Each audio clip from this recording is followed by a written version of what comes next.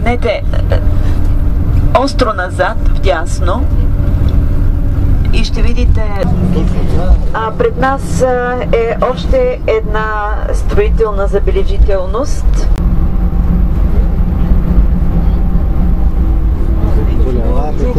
А сега още веднъж надясно погледнете, ще видите една голяма сграда. Това е Белградската арена.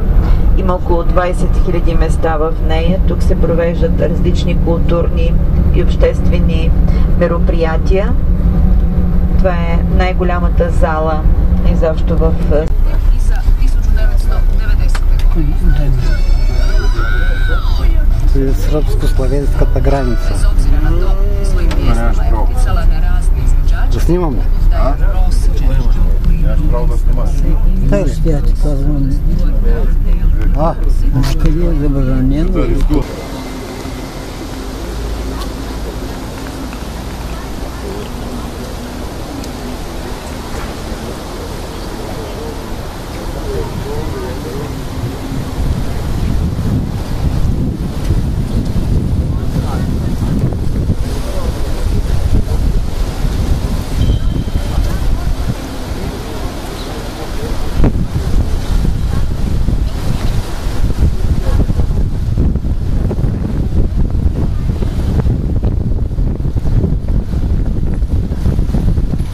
Площад Любляница.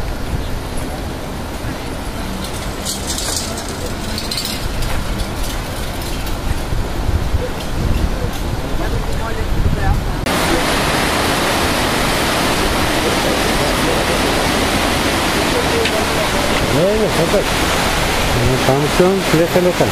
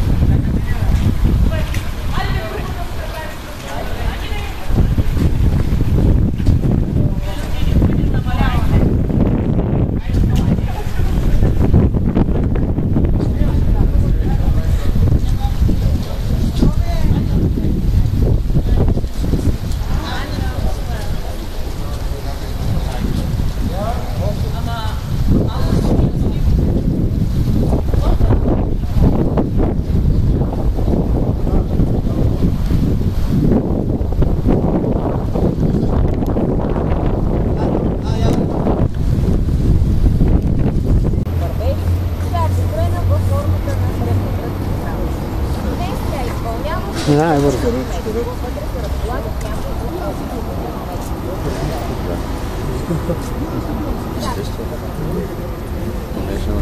Да. Добре. Кобра 11. И повечето заведения в стаята. Градината, която виждаме, това е градината с алпийски. Това са различни. Малко по-нататък ние от тук не я виждаме, но там се намира статуята на първият крал на Италия, Виктор Емануел. Във всеки град, среща и видим в Венеция, в Рим има навсякъде Виктор Емануел, качен на един кон. Хайде бе хора, хайде да сбиваме малко.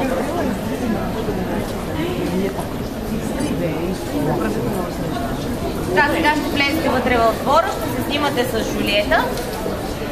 Балконът, на който Жулиета е седяла, според творбата на Шекспир, той никога не е съществувал.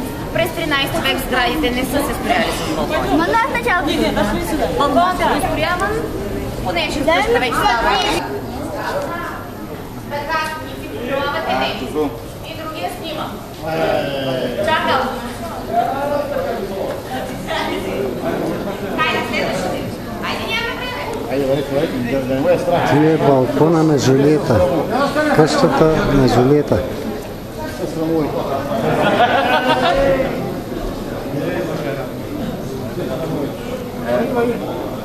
Ето,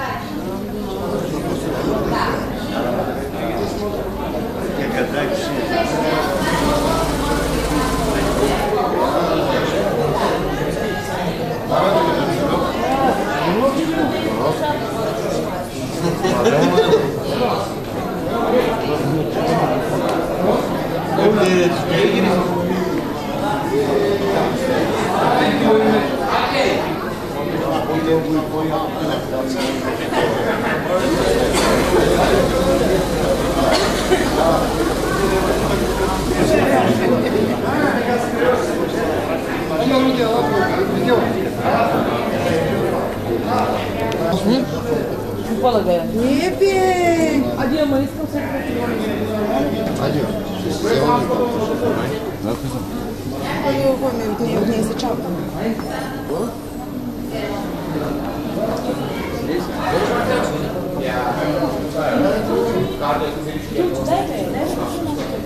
И колко пъти ни? Тук са като наричата на желанията. В Веронската република са пристигали много търговци, постоянно са търгували с различни стоки, но на пазара, когато е валяло, когато е имало лоши метеорологични условия, те е нямало къде да се събират и е нямало къде да сключват сделките си. За едно голямо хале, в което хората си правят сделките, поразумяват се, а след това има на втория етаж стаи, където вече се подписват договорите, извършва се плащането и така сделките се осъществяват не на открито, а вече съвсем цивилизовано. Ние продължаваме. Там има аптека. Там. След малко идваме там. Така.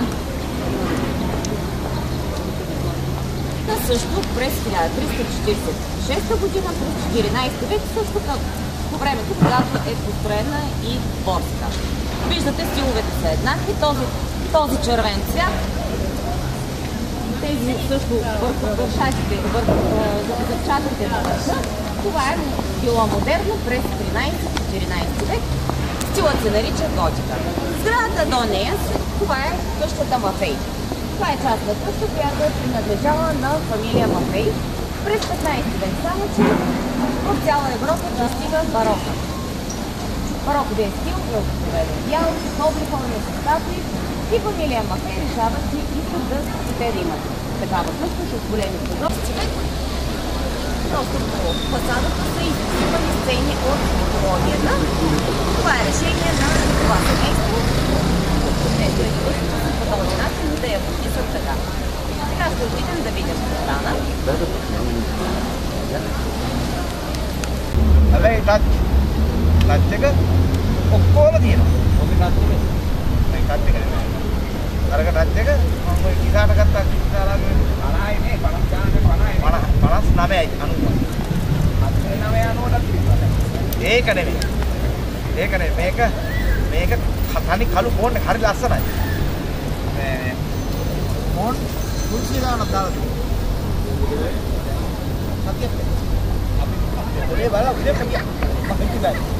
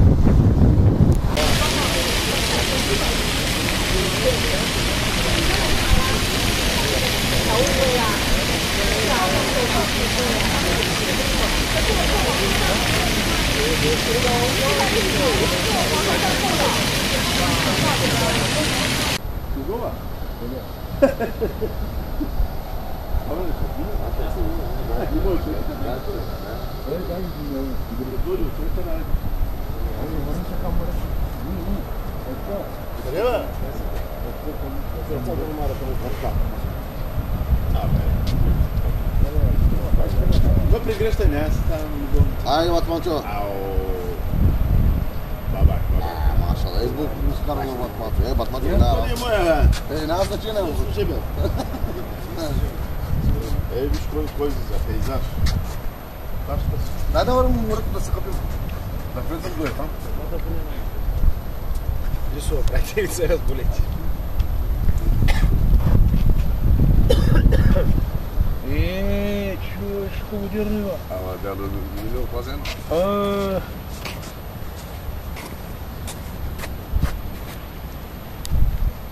То клип правил? Спаситель телесов. Да, завърши и тъс. Фрекът.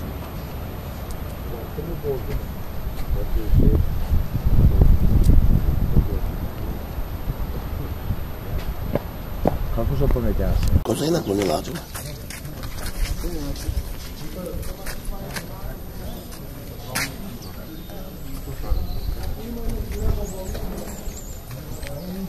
Това е Дантиления остров, част от Венеция. И това е наклонената кула.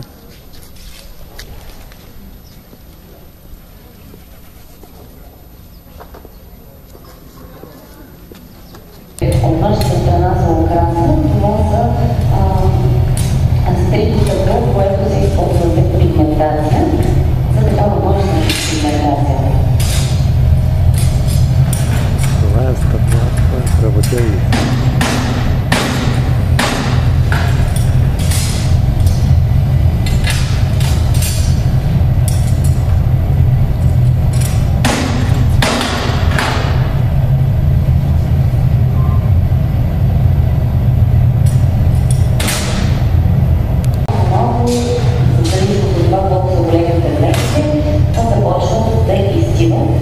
Чутто венецианско стъкло.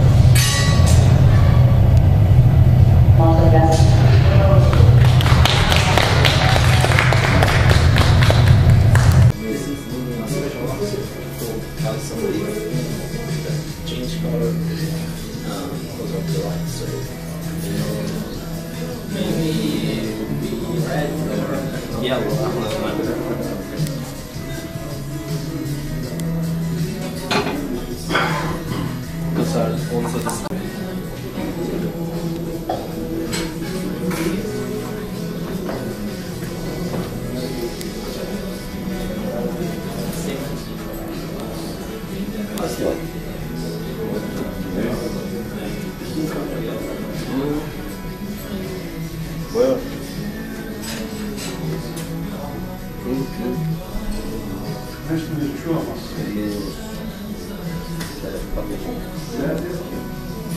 Ne, ovo se ne. Ne, može li? Ne. Ja sam hodim da. Ovo se jedno. Vaše se tuđe še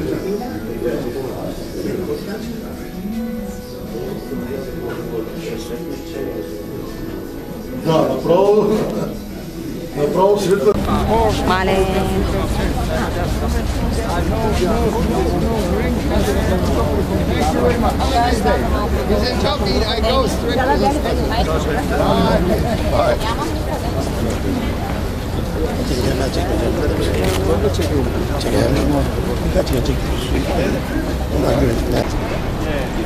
Това е двореца на Дожище. Тук е било правата на Венеция. А в долния край затвора.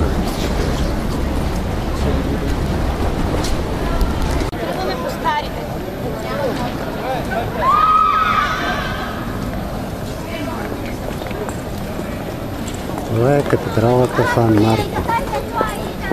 Сан Марко е закрилник и покровител на Венеция. Там го тачат много повече, отколкото папата.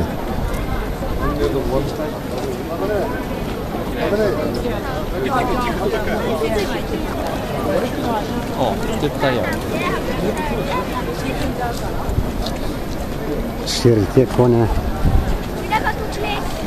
които Наполеон открадва.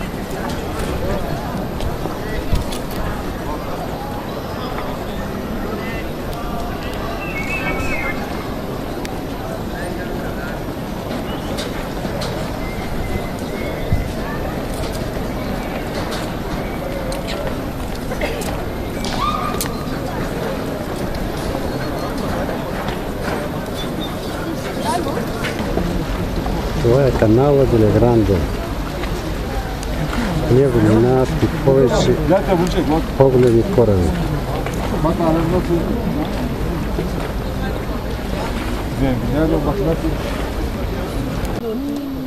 Ние ще изчакаме тук 15 минути. Който кефал ли? След което ще направим прехода. От това пристанище до едно по-кратко пристанище. От там нататък ще ни вземе друго корабче и ще ни отведе до цялата дължина на Езерото Тръг,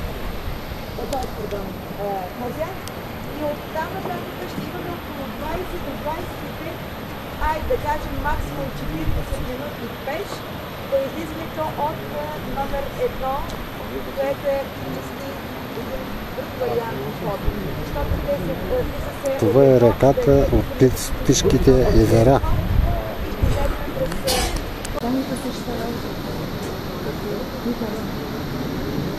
Было да ти казвам от венецианци. Не, ти е възпитанчев. Борка, види малко напред. Борка!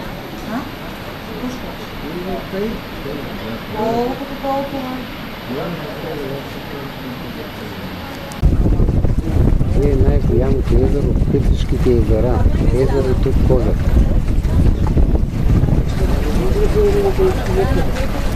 Ти да говориш, то съм записал сега. Да.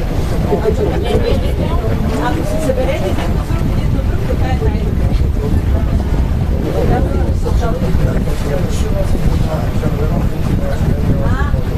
Ето да дойде много късно идеята. Сега сме на корпусът по него.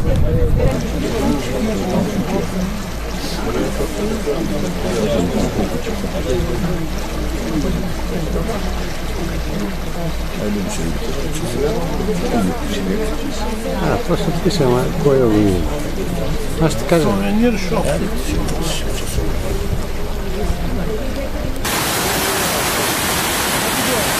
Това е един от водопадите.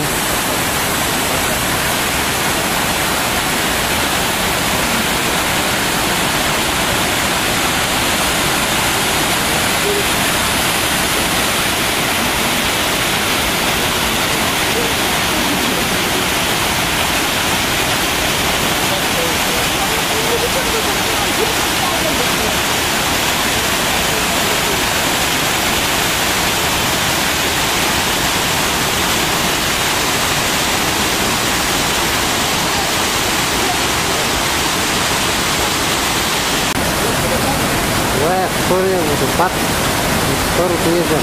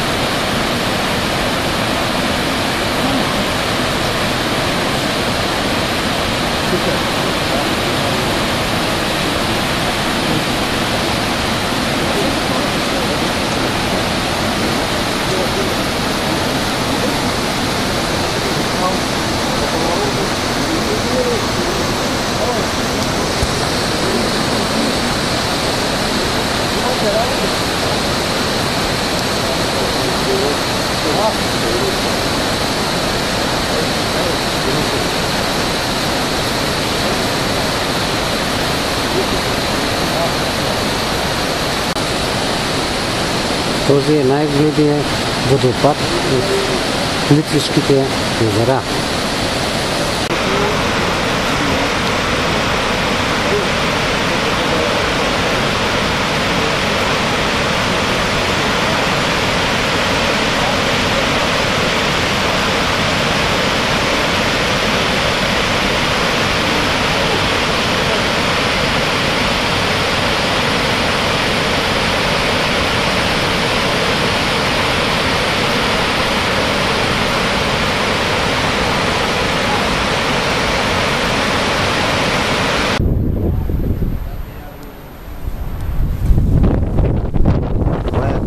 Който нощувахме в Дубровник и изглед от пейзажа около него на Адриатическо море.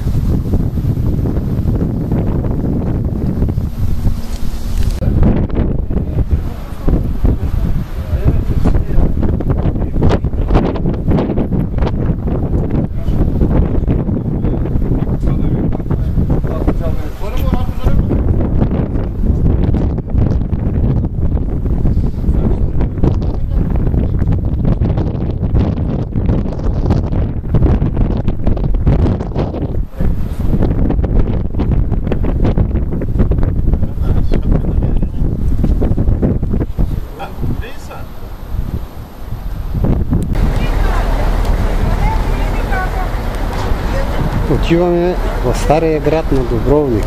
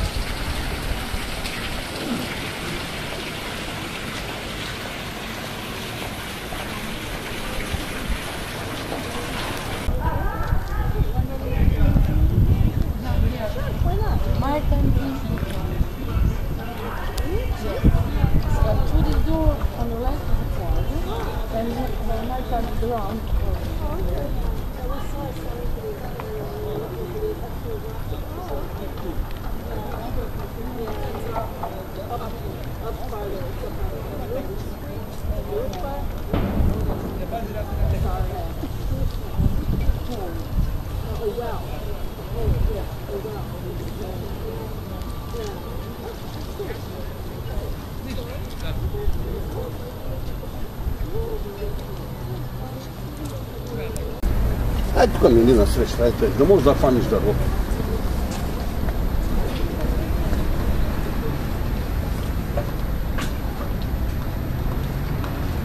Атай, да.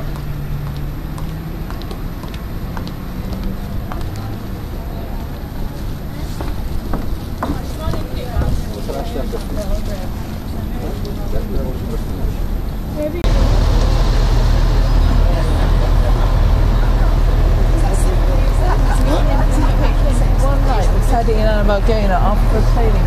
Right. Very well. Frank, here's the place. 8% Главният вход на крепостта за стария град Дубровник.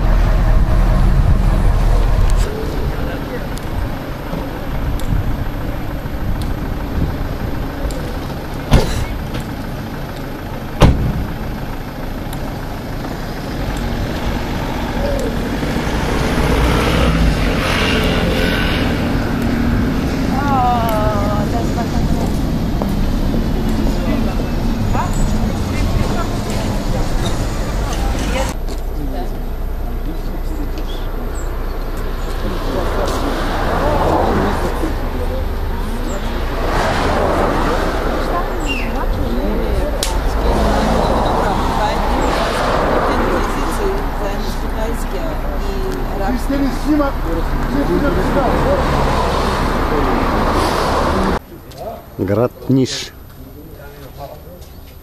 Това е място пред хотела, в което нощувахме, вечеряхме и ще закусваме.